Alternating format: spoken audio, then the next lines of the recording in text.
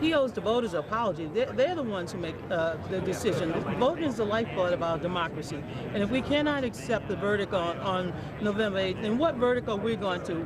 Are we going to wait for Donald Trump? No, I think the voters in this society will continue to play the role of citizens. So that was the fundamental message of this season. Someone else? I'm sorry, I had another guy in the back of my head. What did you think of Donald Trump's performance in the debate? He seemed very calmer, and then all of a sudden it was same old Donald about an hour later. Did you think it was erratic? Look, I believe that Hillary Clinton was calm. She was able to answer the questions. This was her best debate. In terms of Donald Trump's performance, his style, he has a certain style in the debate, which is to interrupt and insult and then say incendiary things. So he was back to form. I think the important thing is that Hillary Clinton, I thought, had her best debate performance ever.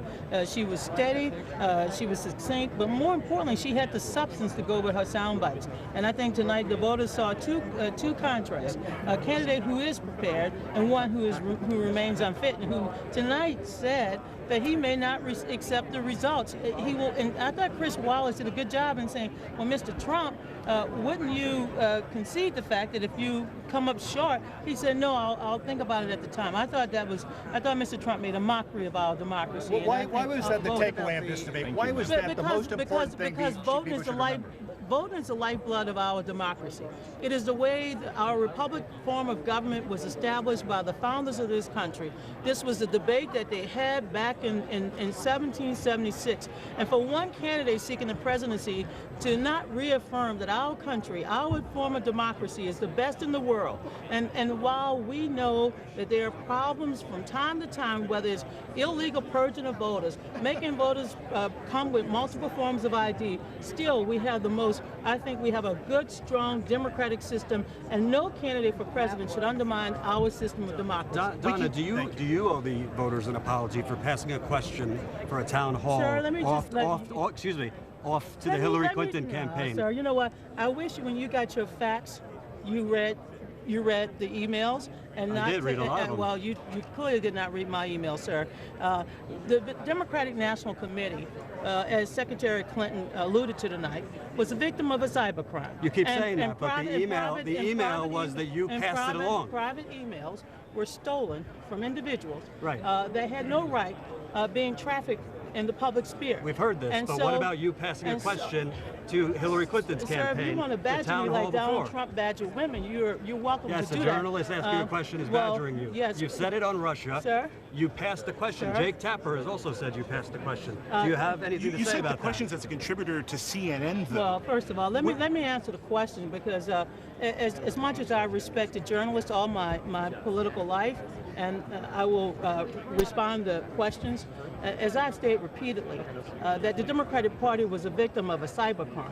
And I don't peddle in what I call the illegal dumping of private emails in the public sphere that have been altered, that have been, in many cases, readapted. And so, but as I've stated repeatedly, and I'll state it again for the record, I have never been privileged, as long as I've been not just a part of CNN, which, let me just say how proud I am to have been a contributor for CNN and other news outlets. And no one has ever shared questions with any of us involved in CNN as do you have proof that it was Russia? Do you feel as a Sir, as we've stated, and the United States government has also stated, and if you would like a copy of the Department of Homeland Security and the information that they released 2 weeks ago, you're welcome to have it, but I'm sure you have it. Donna, but since you don't want to share, share, they also told us we had WMDs. Why should we trust this?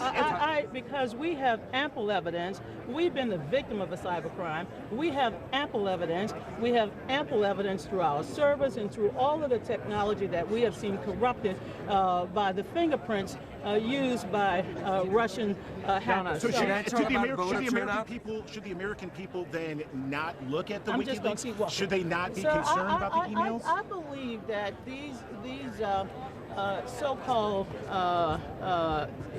illegal dumping of information stolen from private emails. Well, we've heard that. Should the American citizens be concerned? Should they not look at the emails then? Sir, I believe that they should take those doctored files with a grain of salt because of the way in which they were stolen, the way they have been put on the internet, and most Americans. Have proof yes, that the documents are stolen? Sir, as we have said repeatedly since July, we've known since this spring. Will you publish information indicating that you have the evidence that? Not only have we said to everyone involved, but as interim chair of the party, I've had the sole responsibility of having to call hundreds of donors and others who have been, let's just say, invaded. They've been threatened because their personal information,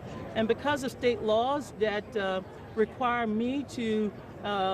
As interim chair, requires me to inform them that their information has been personally stolen. I have ample information, Donna, and we have ample evidence Donna, that. You just said they were doctored. Released? I'm sorry, Donna. You just said they were doctored. Yeah, there have been multiple instances of material that I've seen. I have not opened up any. I will not open up files that are what I like to prefer to files that have been postmarked by from Russian sources. I don't believe that we as Americans should allow this type of espionage to occur, and I concur with Secretary Clinton, who said today that we should not allow these foreign forces to interfere with and try to undermine our democracy. Are you saying that how are you going to secure? How are you going? How are you going?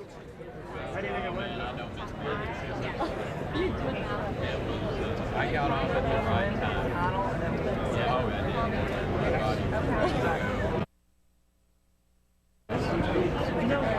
time.